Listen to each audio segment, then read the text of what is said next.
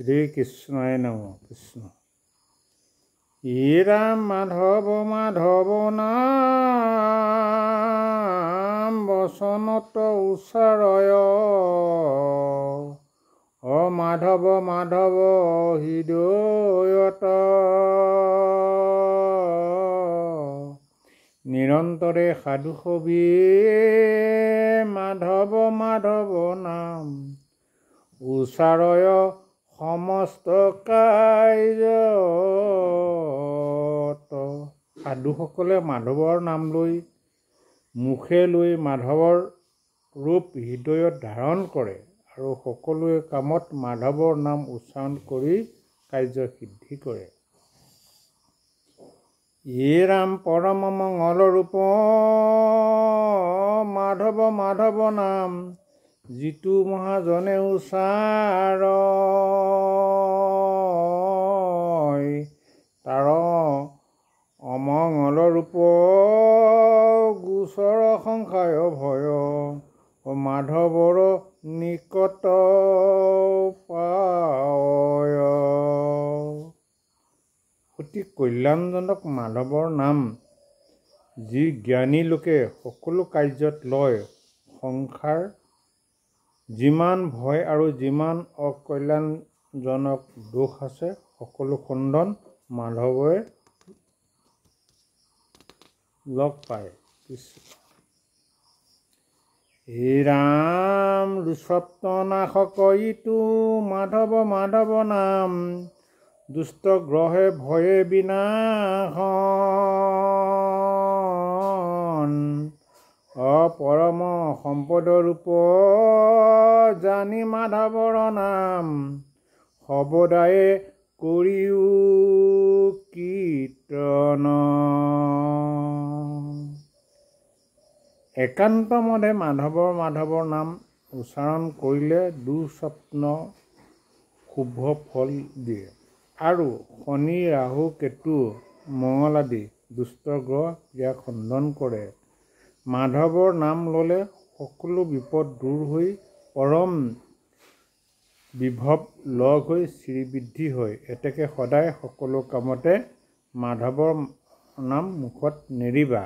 কৃষ্ণ ৰাম মাধৱেশে আত্মা নিজ মাধৱেশে ইষ্ট গুৰু মাধৱেশে দেৱতা পৰম।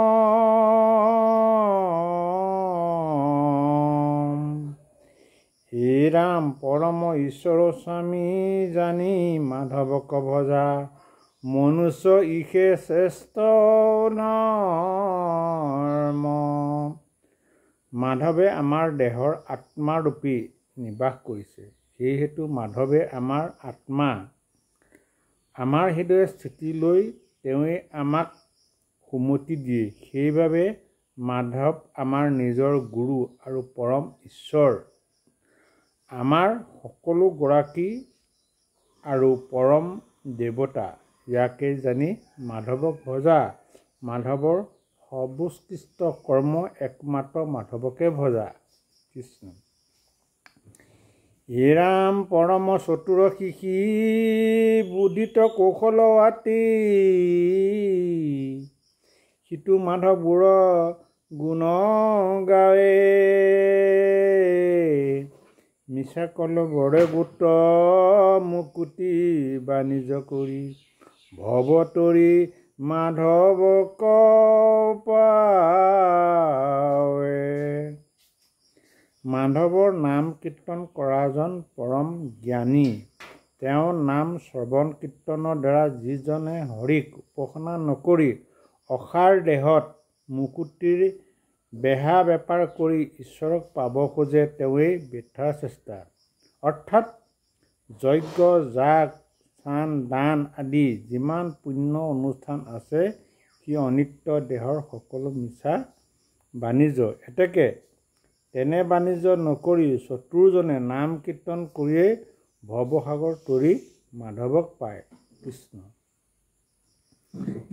ৰাম যিজনে একান্ত চিতে মাধৱক ভজে নিতে ফুৰে মাধৱৰ গুণ গাই দুৰ্লভ মনুষ্য যেন যিজনে কৰিলে পান মধুৰ পিয়াবক আৰু নাই।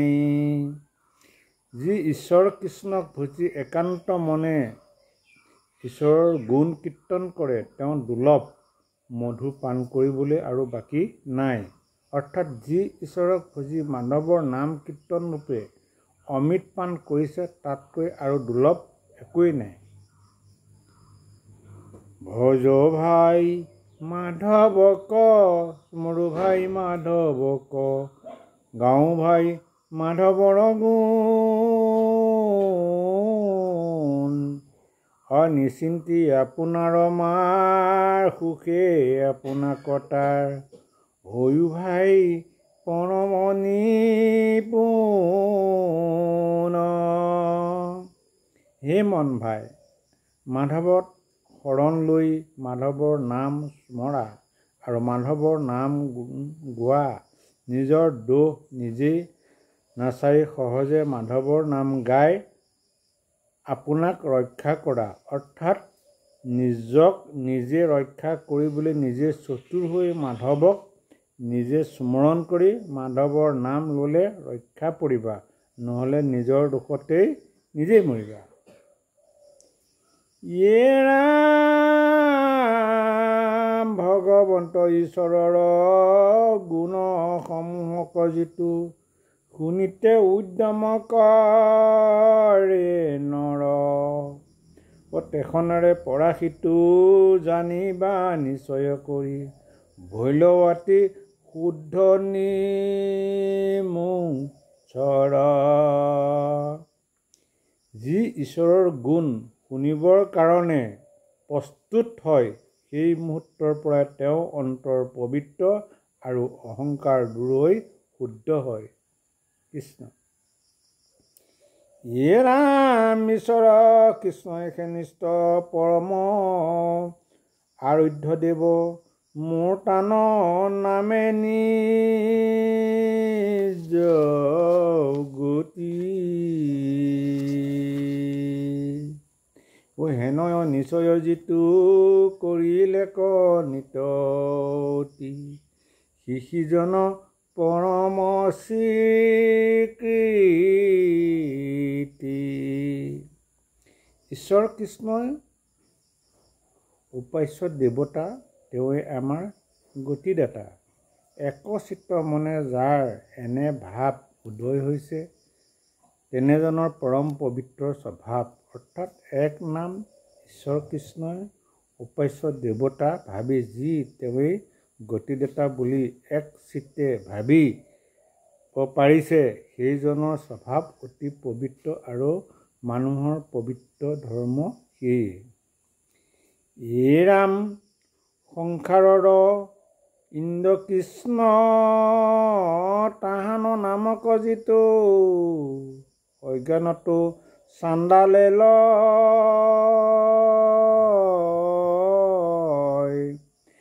হেন সেই পবিত্ৰ সিটো জানিবা যজ্ঞত আনি পাত্ৰ পাতি বাৰ যোগ্য হয়।